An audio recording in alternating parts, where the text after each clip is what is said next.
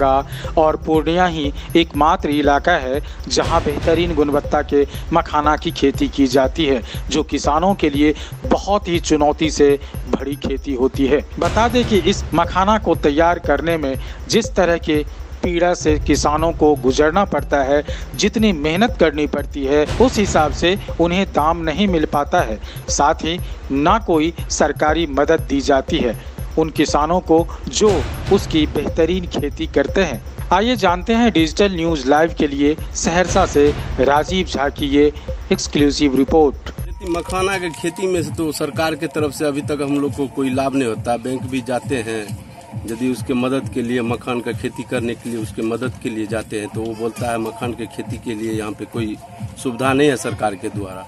तो हम लोग अपने से या खेती में जैसे उसको या खेती करते हैं, अपने से लगत लगाते हैं, उसको जोत कोड़ के हम लगाते हैं, लेकिन हम लोग को सफल नहीं हो पाता है। हम लोग को बिजनेस उतना डेवलप नहीं करते क्योंकि हम लोग को उतना पूंजी नहीं है तो उसमें सही से लगत लगा सके, और हम लोग को उससे क्या होता है तो हम लोग लॉस में चले जाते हैं।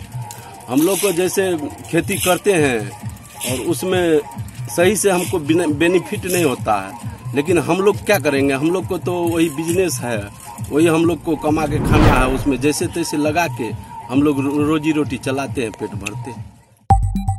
बिहार के सहरसा जिले में दर्जनों ऐसे गांव हैं जहां मखाना के कारोबार करने वाले सरकार के तमाम योजनाओं से उपेक्षित हैं।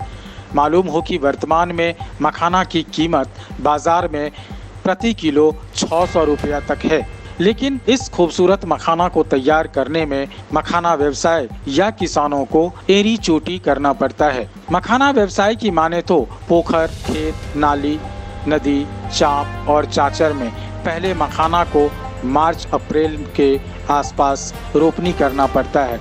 उसके बाद समय अनुसार लगभग अगस्त सितंबर के समय मखान को पानी से बुहार लिया जाता है। व्यवसायी बताते हैं कि जब मखाना पानी से बुहारा जाता है और उसे बाहर लाया जाता है तब उसको सुखाना पड़ता है। जब वह सूख जाता है तो उनको 16 तरह के चलनी से अलग अलग चाला जाता है। मखाना तैयार करने का प्रक्रिया यहीं खत्म नहीं होता।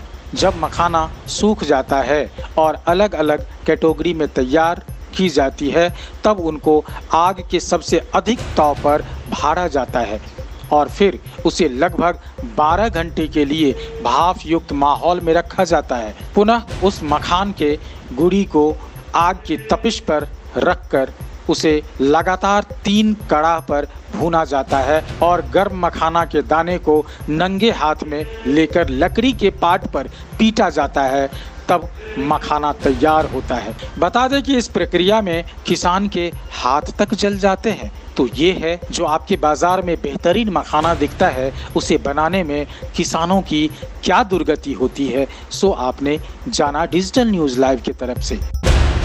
खबरों से अपडेट रहने के लिए हमारे digitalnewslive.com को लाइक, सब्सक्राइब और शेयर करें। देखते रहें digitalnewslive.com।